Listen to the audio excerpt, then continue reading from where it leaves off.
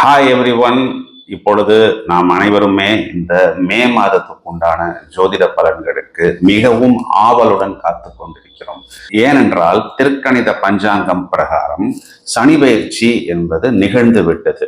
எந்த ஒரு அஸ்ட்ரோ சாஃப்ட்வேர்ல போய் ஒரு குழந்தை பிறந்திருக்கு, நம்ம அதுக்கு ஜாதகம் கணிக்கணும்னு டீட்டெயில்ஸ் கொடுத்தோம்னா சனி என்ற ஒரு கிரகம் மீன ராசியில் சஞ்சாரம் செய்கிறது அப்படின்னு தான் அந்த ஜாதகத்தினுடைய அவுட்புட் என்பது இருக்கும். மேலும் இந்த மே மாதத்தில் 2 முக்கியமான பயிற்சிகள் நடைபெற இருக்கிறது. இந்த மாதத்தின் நடுவில் ராகு பயிற்சி மற்றும் குரு பயிற்சி, அதாவது மீனராசியில் இருக்கக்கூடிய ராகு பகவான் இனி கும்பராசியில் சஞ்சாரம் செய்ய இருக்கிறார். மேலும் இது நாள் வரை ரிஷப ராசியில் சஞ்சாரம் செய்து கொண்டிருக்கக்கூடிய குரு பகவான் இனி மிதுன ராசியில் சஞ்சாரம் செய்ய இருக்கிறார். இதையும் தவிர இதே மே மாதத்தில் சூரியன் மேஷ ராசியிலிருந்து ரிஷப ராசிக்கு சஞ்சாரம் செய்ய இருக்கிறார். இந்த மாதத்தின் கடைசியில் உச்ச சுக்கிரன் மேஷத்துக்கு சஞ்சாரம் செய்ய இருக்கிறார். இதையும் தவிர புதன் என்ற கிரகம் இந்த மாதத்தின் தொடக்கத்தில் மீன ராசியில் இருந்து பிறகு மேஷ ராசிக்கு வந்து இந்த மாதத்தின் கடைசியில் அவரும் ரிஷப ராசிக்கு வருகிறார். இந்த பக்கம் கும்பராசியில் ராகு பகவான் சஞ்சாரம் செய்ய, எதிர்முனையில் இது நாள் வரை கன்னி ராசியில் இருந்த இந்த கேது என்ற கிரகம் இனி சிம்ம ராசிக்கு சஞ்சாரம் செய்ய இருக்கிறார். ஒரு விதத்தில் பார்த்தால் இந்த மே மாதத்துக்குண்டான நிறைய பிளானட்டரி டிரான்சிஷன்ஸ் நிறைய பேருக்கு நிறைய மாற்றங்களையும் கொடுப்பதற்கு தயாராக இருக்கிறது. நமக்கு என்ன மாற்றம், நாம் ஒரு ஏற்றம் வருமா, இல்லை எங்கேயாவது மிரண்டு போவோமா அப்படின்னு நிறைய பேர் தனித்தனியா என்னை கேட்டுக்கொண்டிருக்கிறார்கள். எனவே அனைவருக்கும் பலன் அளிக்கக்கூடிய விதத்தில் இந்த பதிவை நாங்கள் ஒட்டுமொத்தமாக தயாரித்துள்ளோம்.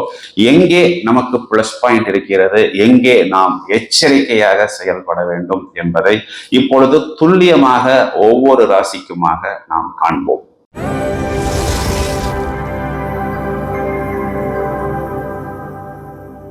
துளாராசிக்காரர்கள் முதல்ல நீங்க என்ன பண்ணணும் அப்படின்னு கேட்டீங்கன்னா, ஒருவேளை உங்க ஃப்ரெண்ட்ஸ் ரிலேஷன்ஸ் நிறைய பேர் துளாராசியில இருந்தாங்கன்னா இந்த வீடியோவை அவங்களுக்கு ஷேர் பண்ணி விடுங்க.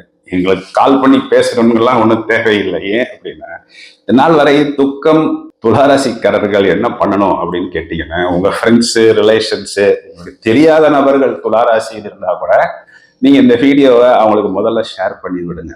ஏன்னா ரொம்ப நாளா எதற்காக காத்து கொண்டிருந்தீர்களோ, எதை எதிர்பார்த்து காத்து கொண்டிருந்தீர்களோ அதெல்லாம் இனி துளாராசிக்காரர்களுக்கு மொத்தமாக வந்து இந்த மாதம் கிடைக்க போகிறது.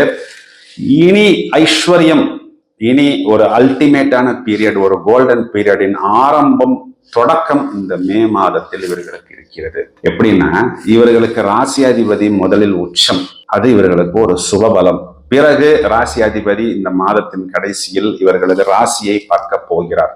ராசியாதிபதி பாக்யஸ்தானாதிபதி சேர்க்கை, பாக்யஸ்தானாதிபதி நீசபங்க ராஜயோகம். பாக்யஸ்தானம்னா இவர்களுக்கு புதன். இந்த சுக்கிரன் புதன் கூட்டணிங்கிறது துளாராசிக்கு முதல் தரமான ராஜயோகத்தை கொடுத்துத்தான் ஆகணும் அப்படிங்கிறது பிரபஞ்சத்தின் விதி. கண்டிப்பாக இது மகாவிஷ்ணுவும் மகாலட்சுமியும் ஒன்றாக வந்து அமர்ந்து ஐஸ்வர்யங்களையும் அனுகூலமான பலன்களையும் உங்களுக்கு கொடுப்பதற்கு தயாராக இருக்கிறது. இதே மே மாதத்தில் உங்களது ராசிக்கு குரு பார்வை. எல்லாருக்குமே ஜோதிடத்தில் நன்றாக தெரிந்திருக்கும் குரு பார்க்க கோடி நன்மை. அதையும் தவிர இவர்களுக்கு பர்வத யோகம் அப்படின்னு ஒரு யோகம் இருக்கு. இது என்ன சார் அப்படின்னா, ராசிக்கோ லக்னத்துக்கோ 1-12 வீடுகளின் அதிபதி ஒருவருக்கொருவர் கேந்திரத்தில் இருந்தால் இது பர்வத யோகம். பர்வதம்னா மலை அப்படிங்கிறது அதனுடைய அர்த்தம்.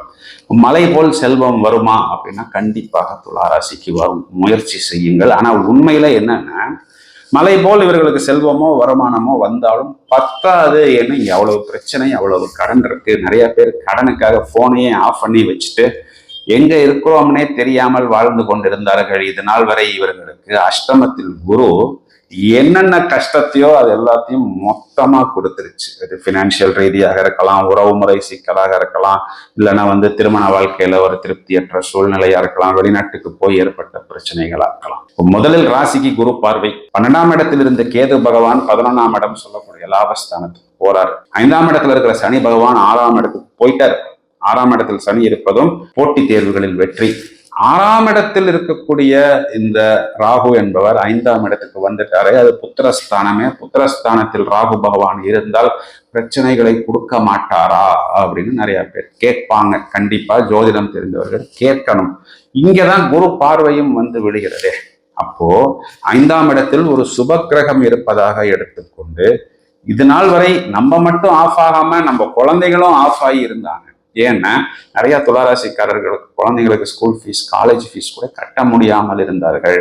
இனி குழந்தைகளுக்கும் சுபகாரியங்கள், அனுகூலம், வெற்றி, வாய்ப்புகள், நிறைய புதிய ஆப்ஷன்ஸ், நிறைய வெளிநாட்டுக்கு டிராவல் பண்ண வேண்டியது, திருமணத்துக்காக காத்திருக்கக்கூடிய நபர்களுக்கு அதற்குண்டான வாய்ப்புகள், வருமானம் எல்லாமே இனி துளாராசிக்காரர்களுக்கு கண்டிப்பாக ஏற்படக்கூடிய அமைப்பாக இருக்கிறது.